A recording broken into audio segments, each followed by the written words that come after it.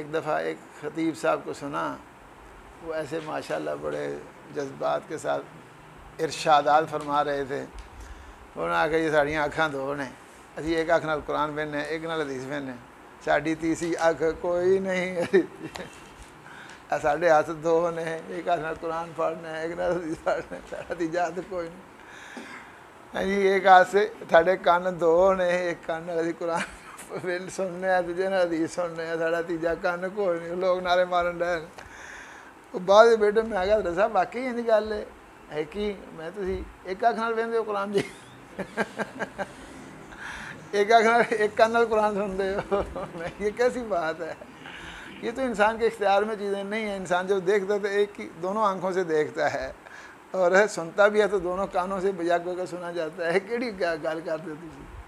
اے چلو جی ساڑی گل جویں ہوئی، تسی علماء ہو، تہاڈی گل جی اسی کی کر سکتے. میں نہیں، بعض لوگوں کے سامنے حقیقت کرنی چاہیے. اللہ پاک نے فرمایا ہے اطاعت کرو، پیغمبر کی اطاعت کرو، اللہ کی اور رسول کی اور اولو الامر کی بھی اطاعت کرو. ٹھیک ہے، لیکن یہاں یہ بتا دیا ہے کہ اولو الامر کی اطاعت اس حد تک ہی ہے کہ اللہ اور اس کے رسول کی نافرمانی نہ ہو. ٹھیک ہے، لا طاعۃ لمخلوق فی معصیۃ الخالق. اللہ اکبر. تو جہاں اختلاف ہو وہاں کی بات ہے کہ کتاب اللہ کی طرف آؤ، رسول اللہ کی طرف آؤ. جہاں اختلاف نہیں وہاں کون سی بات ہے؟ اتفاق ہے. تو دو باتیں مجھے یاد آ گئیں. ایک دفعہ ایک مولوی صاحب، وہ بڑے بعض لوگ ہیں نا، جیسے میں نے کہا عقل مکار ہے، وہ لوگوں کو پڑھاتے سکھاتے تھے باتیں. جی رفع الیدین کا مسئلہ بیان کرتے ہوئے کہنے لگے جی یہ 10 جگہ اثبات اور 18 جگہ کی نفی، یہ کسی صحیح صریح مرفوع حدیث سے دکھائیں. یہ جس طرح کہ یہ اہل حدیث کا عمل ہے. اب 10 جگہ کا اثبات کیا تکبیر اللہ کے ساتھ، اور 2 رکعت پڑھ کے اٹھیں، اور رکوع جاتے ہوئے رکوع سے اٹھتے ہوئے 4 رکعت نماز پڑھیں، تو یہ 10 مقام پر رفع الیدین بنتا ہے. اور سجدے میں جب سجدے کی طرف جائیں پھر اٹھیں، 2 سجدے ہیں، تو یہ 4 مقام پر، 4 چوکے 16، اور پہلی رکعت پڑھ کر اٹھیں اور تیسری رکعت پڑھ کر اٹھیں. تو ان کی نفی، 10 کا اثبات اور 18 کی نفی، یہ کسی ایک صحیح صریح حدیث سے پیش کر دیں. آپ کہتے ہیں کہ کتاب و سنت کی طرح جانا لوٹانا ہے مسئلہ، کتاب و سنت سے ثابت. تو یہ حبیب اللہ ڈیروی سرفراز صاحب کے ایک شاگرد تھے، انہوں نے کتاب لکھی رفع الیدین کے متعلق، ہمیں جعلی حدیثیں پڑھا ہو گئے نا. تو ایک دفعہ انہوں نے میرے پاس بھیجا تحریر خط جو ہے نا، طلاق کے متعلق بھی ہوئی تھی، لیکن وہ ان کے بیٹے کے ساتھ تو یہ جو ہے نا ان کے ساتھ ہے. اور ایک دفعہ سورۃ فاتحہ کے متعلق بھی انہوں نے کی. تو میں نے ایک ہی تحریر بس دی، بس کوئی جواب نہیں آیا. تو میں نے کہا بھائی 10 کا اثبات اور 18 کی نفی، اس میں ہم نے دیکھنا یہ ہے کہ ہمارا اور آپ کا اختلاف کس چیز میں ہے. اللہ تعالیٰ نے کہا ہمارا دستور تو اللہ تعالیٰ کا پیش کیا، ہمارا دستور کوئی شخصیت نہیں ہے، ہمارا دستور تو کتاب و سنت ہے، اور یہ اللہ نے مقرر فرمایا ہے. لیکن اللہ نے کہا ان تنازعتم فی شیء فردوہ الی اللہ والرسول. آپ کا اگر کہیں اختلاف ہے، تنازع ہے، تو میں نے کہا 10 کے اثبات میں ہمارا اور آپ کا اختلاف ہے، 18 کی نفی میں تمہارا آپ کا اختلاف نہیں ہے کوئی بھی. اس لیے اس کی دلیل کیوں مانگتے ہو؟ جس مسئلہ پر اتفاق ہے اس کو الجھاؤ کا جو ہے نا جی شکار بنانا، یہ تو کوئی دانش مندی عقل مندی نہیں ہے. تو جب یہ ہے، یہ ہمارا متفقہ موقف ہے، اس میں اتفاق ہے، آپ کیسے ہمارے سے دلیل طلب کر سکتے ہیں؟ یا تو انکار کریں، یہ کہیں کہ نہیں جی ہم اس کو بھی مانتے ہیں، تو پھر ہم آپ سے اختلاف کریں گے. آپ کا شروع سے لے کر اب تک کوئی حنفی بڑا چھوٹا، ویسے رفع الیدین کے مسئلے میں بہت سا اختلاف پایا جاتا ہے احناف میں بھی، لیکن اس کا کوئی بھی قائل نہیں ہے. اس لیے اس میں تو اتفاق ہے، اجماع ہے. ہمارا موقف اپنی جگہ پر ہے، اطیعوا اللہ اطیعوا الرسول ان تنازعتم فی شیء فردوہ الی اللہ والرسول. اگر تنازع ہوگا تو لوٹائیں گے. ایسے ہی ایک آدمی آیا، وہ کبھی تفصیلی بات سنائیں گے، تو سورۃ فاتحہ کے متعلق بات کرنے لگے، تو لیکن بات آ گئی تھی بھینس کیسے؟ بھینس کے متعلق اختلاف ہے ہمارا اور آپ کا، بھینس کے متعلق، بھینس کا گوشت یا دودھ کھانا پینا جائز ہے کہ نہیں، کوئی اختلاف ہے؟ کہنا کہ نہیں، تو میں پھر کہا مسئلہ ہے اتنے لوچ طرح کی کہڑی لوڑ سی، دسو جی یہ دلیل دو، جس میں اتفاق ہے اس کی دلیل کی کیا ضرورت ہے؟ دلیل کی ضرورت تب ہے اختلاف ہو۔ تو بہرحال مطلب یہ ہے کہ حضرات صحابہ کرام رضوان اللہ علیہم اجمعین میں دستور وہی تھا جو اللہ نے پیش کیا ہے، ان تنازعات فی شیء فردوہ الی اللہ والرسول۔ اس لیے اس کی موجودگی میں اختلاف یا دھڑے بندی کی کوئی صورت ممکن ہی نہیں بنتی، سمجھو کہ ہم یہ موضوع چھیڑیں جی صحابہ کرام کیسے تھے۔ عملی صورت ہم نے آپ کے سامنے رکھ دی ہے۔ تو واقعتاً ایسے ہے کہ صحابہ کرام رضوان اللہ علیہم اجمعین ہر وقت نبی اکرم صلی اللہ علیہ وسلم کے پاس سارے نہیں ہوتے تھے۔ حضرت ابو ہریرہ رضی اللہ عنہ کہتے ہیں کہ میرے احادیث زیادہ بیان کرنے کی وجہ یہ ہے کہ میں آپ کے پاس ہر وقت رہتا تھا، باقی لوگ جو اپنے اپنے کاروبار میں مصروف تھے وہ ادھر چلے جاتے تھے، جبکہ میں فارغ ہوتا تھا، اس لیے میں کھانے کے لیے کچھ مل گیا ٹھیک ہے، نہیں ملا تب بھی السلام علیکم۔ تو احذر ما لا یحذرون، ویسے بھی پھر چلو اگلی بات ہے۔ تو مطلب یہ ہے کہ حضرت ابو ہریرہ رضی اللہ عنہ بھی کبھی یہ دعویٰ نہیں کرتے تھے کہ مجھے نبی اکرم صلی اللہ علیہ وسلم کی تمام احادیث یاد ہیں، اور یہ ایک حقیقت ہے کہ اس زمانہ میں وسائل کی کمی کی وجہ سے اگرچہ احادیث لکھنے کا پورا اہتمام کیا گیا، لیکن تمام احادیث یکجا جمع کرنے کی صورت جو ہے نا وہ نہ لوگوں نے اس کی ضرورت سمجھی کہ ابھی نبی پاک صلی اللہ علیہ وسلم ہمارے پاس ہیں، جس مسئلے کی ضرورت پیش آتی ہے ہم آپ کی طرف آ جاتے ہیں، کوئی اور شخصیت وہاں ہے ہی نہیں تھی کہ جدھر جائیں اور کوئی اختلاف کی صورت بنے۔ اور نبی اکرم صلی اللہ علیہ وسلم بھی چونکہ اللہ کے رسول تھے اور اللہ کا رسول ہونے کی حیثیت سے نبی پاک صلی اللہ علیہ وسلم سے جب بھی کوئی بات کی جاتی، اگر پہلے آ چکی ہے بتا دیتے، نہیں تو آپ خاموش ہو جاتے، اللہ طرف سے آ جاتی آپ بتا دیں، یہی انداز تھا۔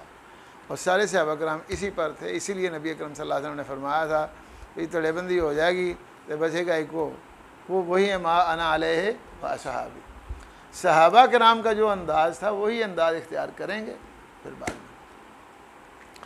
لیکن اب کئی مسائل ایسے ہیں جن میں بعض صحابہ کرام کی رائے دوسروں سے مختلف ہے،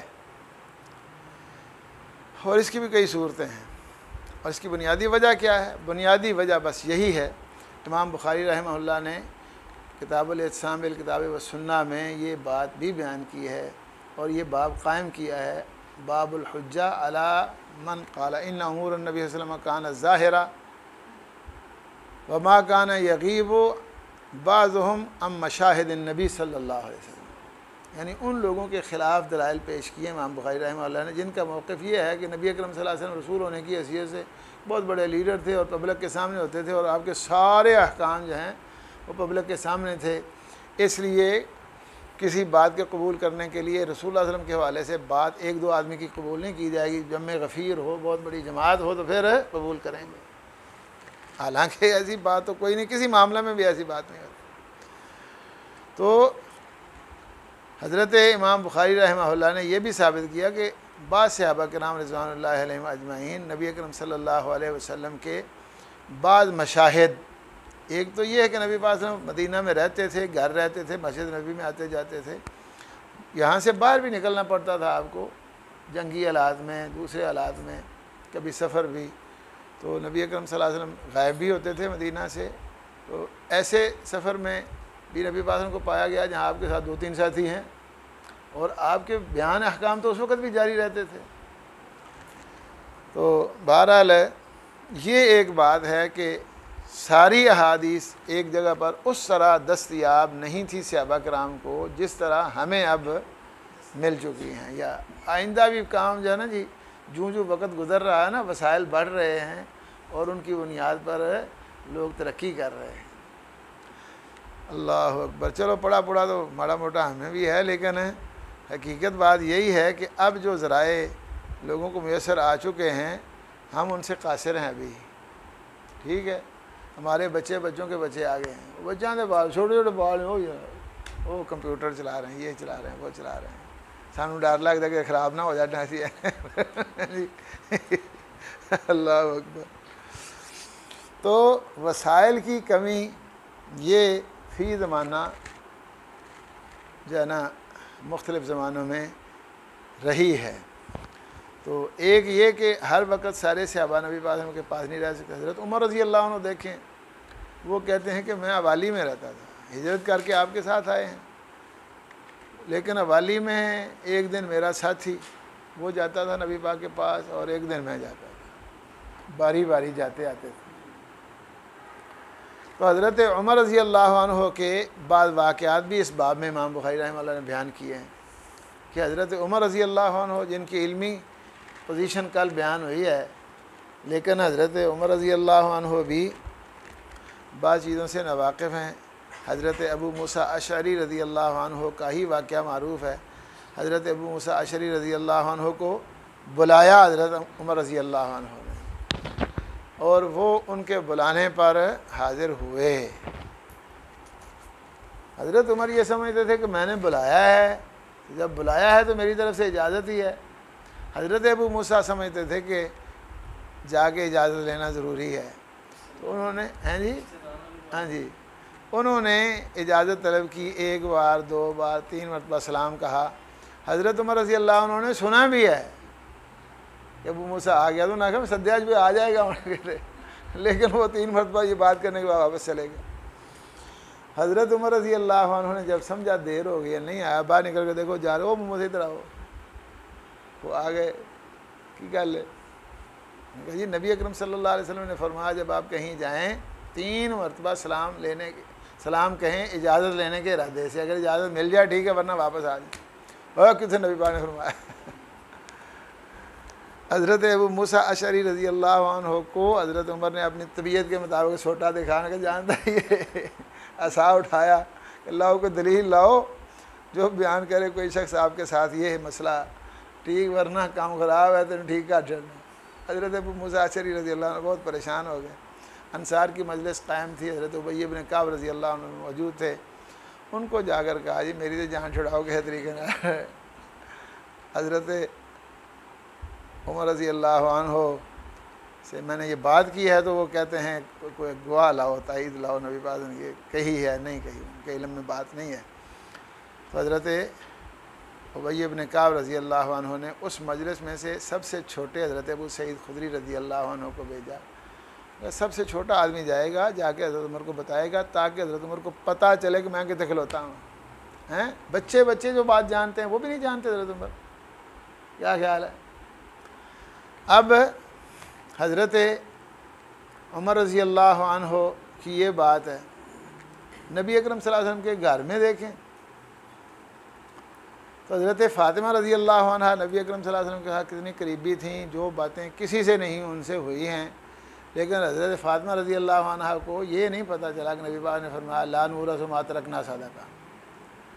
اگرچہ حضرت ابو بکر صدیق رضی اللہ عنہ نے یہ بات جب کی ہے تو انہوں نے اس بنیاد پر قبول کی ہے کہ یہ مخبر صادق ہے، یہ نہیں کہ ان کو پہلے علم تھا اور انہوں نے جان بوجھ کر اس کی مخالفت کی اور جا کر مطالبہ شروع کر دیا، ان کے علم میں یہ بات نہیں تھی۔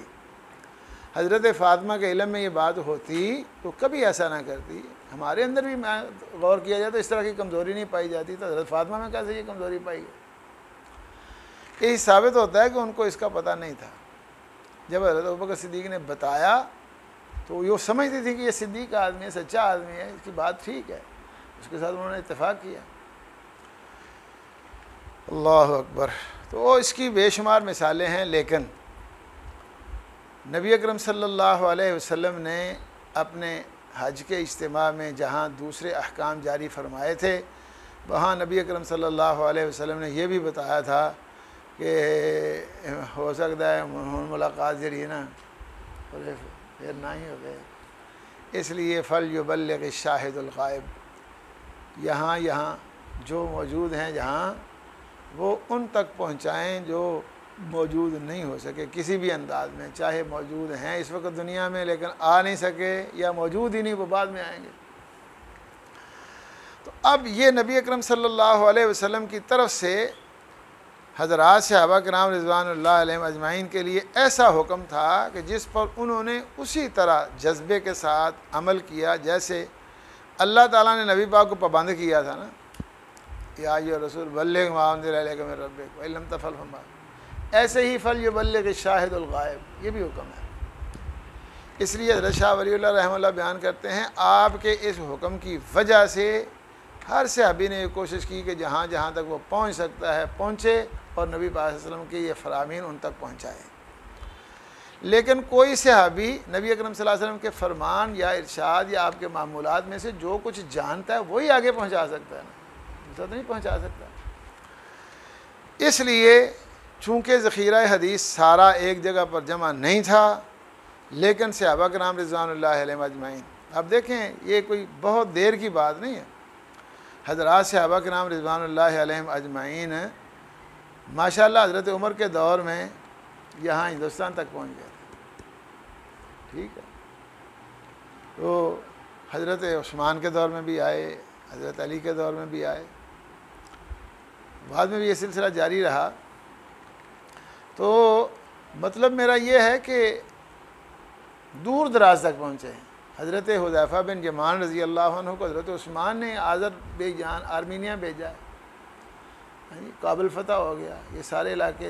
اس وقت یہاں اس طرح کا جہاد تو نہیں ہوتا تھا جیسے آج کل لوگ جہاد کرتے ہیں، گئے السلام علیکم وعلیکم السلام، غالب ہیں یار۔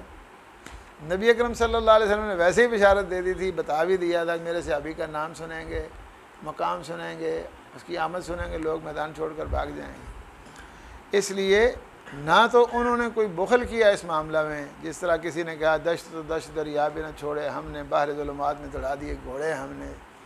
تو یہ لوگوں کو تو اب بھی غزوہ ہند ابھی پتہ نہیں کہتے جاری ہو، یہ تو اس وقت ہی کام ختم ہو گیا۔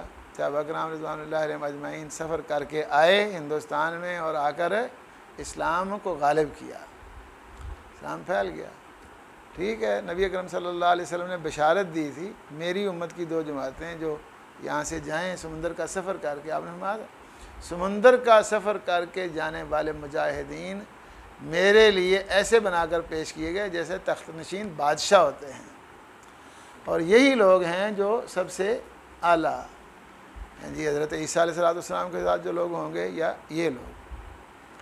بہرحال مطلب میرا یہ ہے کہ صحابہ کرام رضوان اللہ علیہم اجمعین کو نبی پاک کا یہ حکم تھا، آپ کے حکم کی تعمیل میں وہ آگے بڑھے اور جہاں جہاں تک انہیں ضرورت محسوس ہوئی وہ چڑھتے گئے، بڑھتے گئے، آگے چلتے گئے۔ لیکن یہ کمزوری تھی کہ سارا ذخیرہ ان کے پاس موجود نہیں، اس لیے ان کو بہت سے صحابہ کرام کا انداز یہ تھا کہ جو بھی کسی علاقے میں گیا، حضرت شاہ صاحب بیان کرتے وہ اس علاقے کا مقتدا اور امام بن گیا۔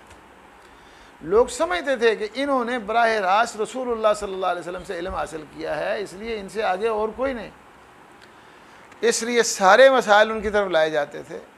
تو مسائل تو ان کے پاس سارے آتے تھے، ان کا حل ہر ایک کے پاس سب کا موجود نہیں ہوتا تھا، اس لیے ان کو مجبوراً ایسے معاملات میں بھی، ایسے یہ مسائل میں بھی اجتہاد کرنا پڑا جس میں قرآن و سنت کی رہنمائی موجود ہے لیکن ان کے پاس میسر نہیں۔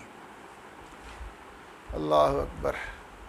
لیکن اجتہاد جو ہے وہ نبی اکرم صلی اللہ علیہ وسلم کے اجتہاد کی بات ہوئی تھی، آپ کے علاوہ کسی کا بھی اجتہاد 100% ٹھیک ہونا یہ یقینی نہیں، ضروری بھی نہیں ہے۔ اس لیے بہرحال صحابہ کرام رضوان اللہ علیہم اجمعین کو آپ کے حکم پر تعمیل کرتے ہوئے لوگوں کی رہنمائی کے لیے آگے جانا پڑا اور گئے، وہاں مقتدا بنے، امام بنے، پیشوا ہوئے، لوگ ان کے ساتھ مسائل لاتے تھے۔